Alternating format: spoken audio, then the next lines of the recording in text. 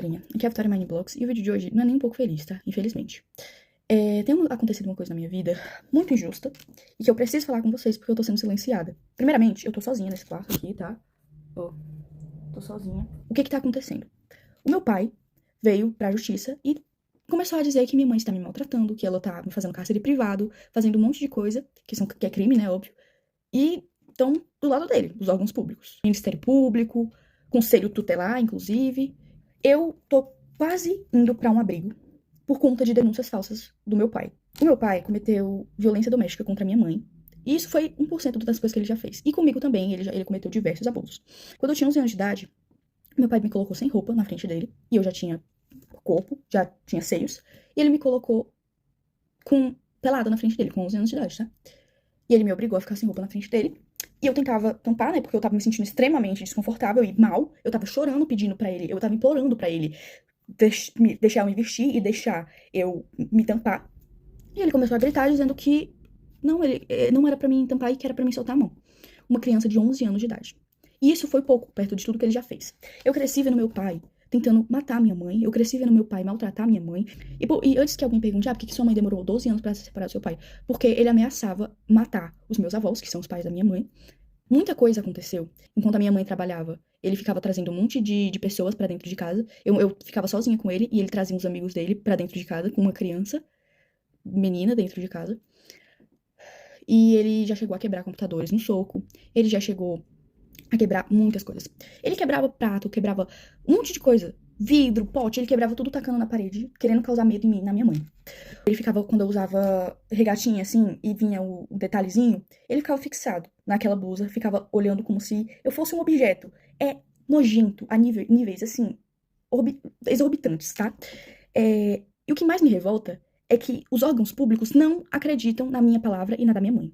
O meu pai já chegou a correr atrás da minha mãe com faca, ameaçando matar ela. Ele já chegou a chegar na minha frente, isso tudo na minha frente. Ele colocava eu e minha mãe no carro e começava a correr em velocidade muito rápida pra causar medo. E ele já chegou a quase bater várias vezes o carro, tá? Então, assim, ele tá denunciando a minha mãe, dizendo que ela tá me maltratando, que ela é uma péssima pessoa, uma péssima mãe. Sendo que tudo que ele tá denunciando a minha mãe é coisas que ele fez. Porque ele cometeu os crimes. Ele que me abusou. Ele que me colocava contra a minha mãe, tá? Ele falava que a minha mãe não gostava de mim. Ele falava pra mim que a minha mãe, ela não se importava comigo. Sendo que a minha mãe morreria por mim, tá bom? A minha mãe faria de tudo, e ela faz de tudo por mim. Porque desde que eles se separaram, muita coisa aconteceu. Eu entrei em crises que eu tive que ser internada em hospitais psiquiátricos, tá? Eu tive que ser internada em clínicas porque eu tava tentando contra a minha própria vida. Eu tenho ideações suicidas por causa que o meu pai falava assim pra minha mãe: eu vou te enlouquecer até você se matar. Como eu disse, eu tive muitas crises. De todos os traumas que ele me deixou, não tinha como eu não agir diferente. Me desculpa, mas eu não conseguiria não ter crises. Eu tenho crise de pânico, eu não consigo sair de casa, eu não consigo ir pra escola, porque a gente tem medida protetiva contra ele, e ele infringiu elas. Ele veio aqui em casa, ele tá de tornozeleira eletrônica, mas ele passa na frente da minha casa. E a justiça não age. Ninguém tá acreditando no meu lado. Eu fui ouvida uma vez, e nessa vez ainda banalizaram o que eu passei. Banalizaram os abusos, banalizaram tudo que ele fez. Agiram como se eu estivesse mentindo, agiram como se eu estivesse inventando aquilo tudo, porque ele manipulou todo mundo. Entendeu? É isso que ele é, manipulador a níveis extremos. Ele tem áudios prometendo acabar com a vida da minha mãe. E a justiça não leva isso em conta. Eu tive crises de ficar completamente fora de mim. Eu completamente, assim, em pânico. E mesmo assim, não acreditam no meu lado da história. Porque dizem que, você não tem provas de que ele abusou você. Então todos os traumas não são provas. Porque a gente, enquanto tava sendo abusado, o que a gente ia fazer? A gente ia pegar um celular e começar a gravar pra ele matar a gente na mesma hora? Eu acho que ninguém tá entendendo aqui da justiça daqui da minha cidade, que eu moro em Tianguá, Ceará. E eu quero denunciar o Conselho Tutelar.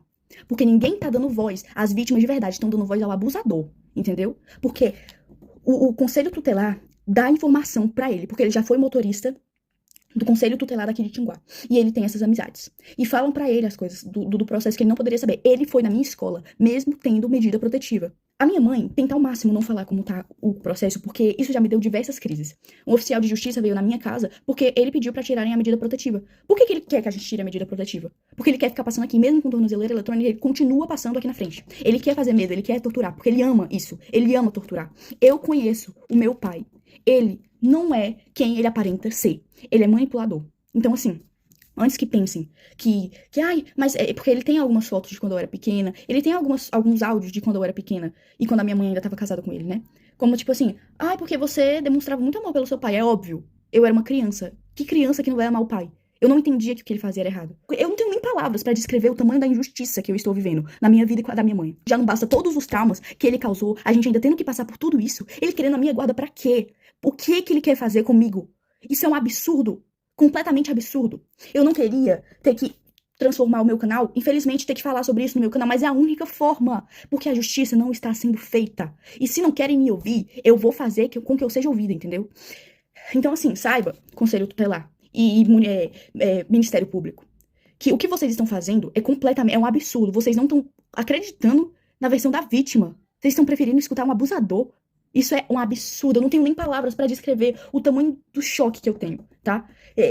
Tudo que ele tá denunciando, o cárcere privado, maus tratos, era tudo isso que ele fazia. Era exatamente isso que ele cometia. Ele proibiu eu e minha mãe de a gente de sair de casa. A gente não podia sair de casa. E se saísse, ele surtava e quebrava as coisas. Tô cansada de ter que viver com medo, porque eu tenho medo de sair de casa. Porque eu sinto como se ele estivesse me vigiando. Eu não tô indo pra escola, eu tô tendo que estudar em casa, porque eu tenho medo. Eu não aguento mais ter medo. O meu avô é mais pai do que o meu próprio pai biológico, tá?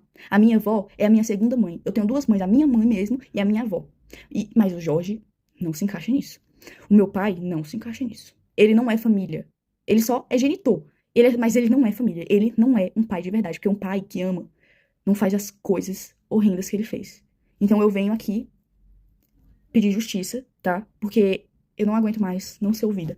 E eu quero pedir perdão se isso causou gatilho pra alguém, mas é o que tá acontecendo. Eu não posso esconder mais isso. Porque vocês me acompanharam desde que eu tinha 8 anos, então vocês merecem saber.